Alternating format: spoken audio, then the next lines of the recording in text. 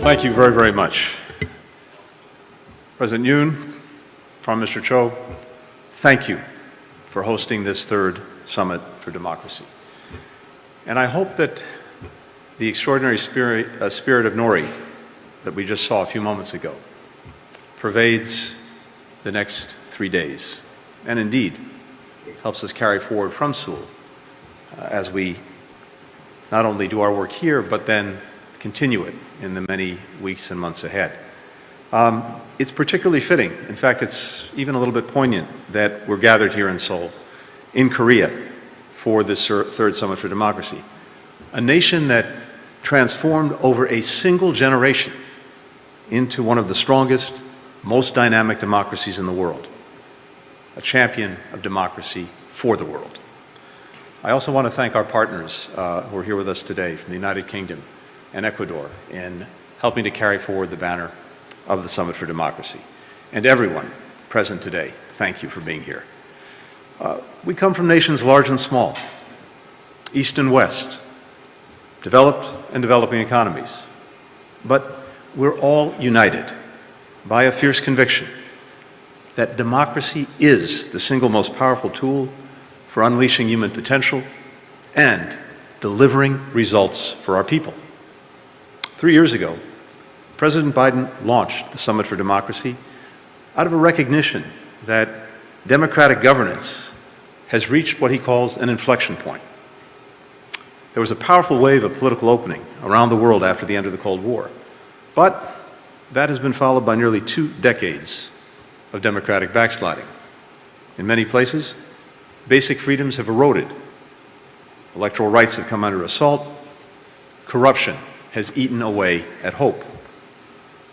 Under the Summit banner, over the past 3 years, we have risen together to meet this challenge. More than 100 governments from every part of the world have committed to taking concrete action to strengthen and renew democracy, both in their countries, but also working together to tackle shared threats around the world. We're fighting corruption. Bulgaria is protecting whistleblowers and increasing accountability for public prosecutors. Kenya adopted open contracting data standards for public procurement and created a public beneficial ownership register. Canada is investing millions in combating money laundering around the world. We're promoting free and fair elections. Switzerland is supporting emerging democracies with technological expertise and guidance to reduce the risk of violence ahead of elections. Botswana is engaging regional bodies like the African Union and the regional economic communities to advocate for presidential term limits. Australia is providing electoral support to Southeast Asian and Pacific nations. We're protecting independent media and journalists. The United States has supported grants around more than a dozen countries to strengthen the long-term stability of media outlets through the International Fund for Public Internet Media, public interest media. And we're improving the security of journalists, including those operating in exile under the Journalism Protection Platform. We're upholding and defending human rights. Nepal increased the statute of limitations to file a rape case. Czechia has begun a program to issue emergency visas for human rights defenders who may be under threat. The Bahamas launched a mobile tool to connect people with disabilities to services and employment opportunities. And critically, we are bringing partners outside of government into the important work of protecting and promoting democracy. The United States is launching a new national action plan on responsible business conduct. This plan sets out more than 40 concrete actions across the U.S. government to help ensure that the companies that we work with are actually upholding human rights. President Biden has made the defense of democracy a core pillar of American diplomacy because safeguarding and accelerating our democratic renewal at home requires that we help shape a world in which democracies can thrive. Shoring up traditional pillars of democracy is more important than ever. But we also need to show that democracy is responsive to our people's needs and can deliver on the issues that matter most in their lives and for their livelihoods, like the climate crisis, which for millions of people is literally an existential threat to their livelihoods today. Inclusive economic growth that protects the dignity of work and strengthens the economic competitiveness of democracies. Social rights, like food, healthcare, education, housing. The rights and needs of the vulnerable and historically marginalized, women and girls, people living with disabilities, the LGBTQI+ community, religious and ethnic minorities, young people. Our democracy cannot be for some. It must be for all. That's why we're investing in new Summit for Democracy initiatives like the Youth Democracy Network to connect young democratic leaders across our countries.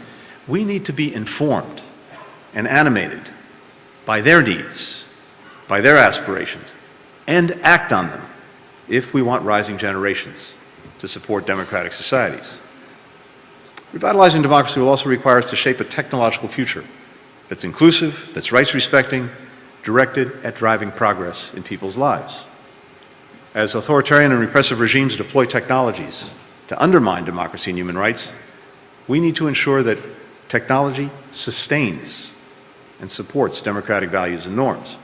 A little bit later this morning, we'll have an opportunity to talk about ways to make sure that our technological progress, specifically artificial intelligence and digital tools, actually spur democratic renewal and do not undermine it. As President Biden often says, democracy doesn't happen by accident. We have to renew it constantly. And we have to confront our own shortcomings transparently, even when it's uncomfortable, even when it's painful.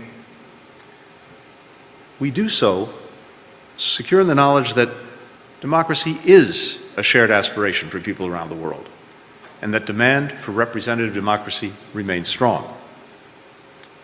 Safeguarding our democracies is a collective effort, one that depends on our governments and on our people working together.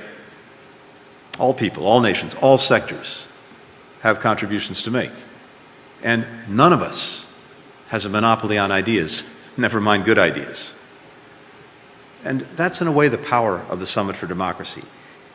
The ability to actually share and scale solutions, to catalyze collective action, to shift norms.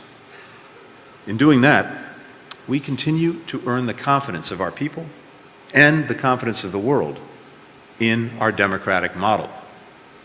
So, to everyone here, thank you. Thank you for your engagement. Thank you for your leadership each and every day by each and every country here. And looking around this room, hearing the commitments from so many partners, I remain more than optimistic that we will meet the challenge of this moment. Thank you very much.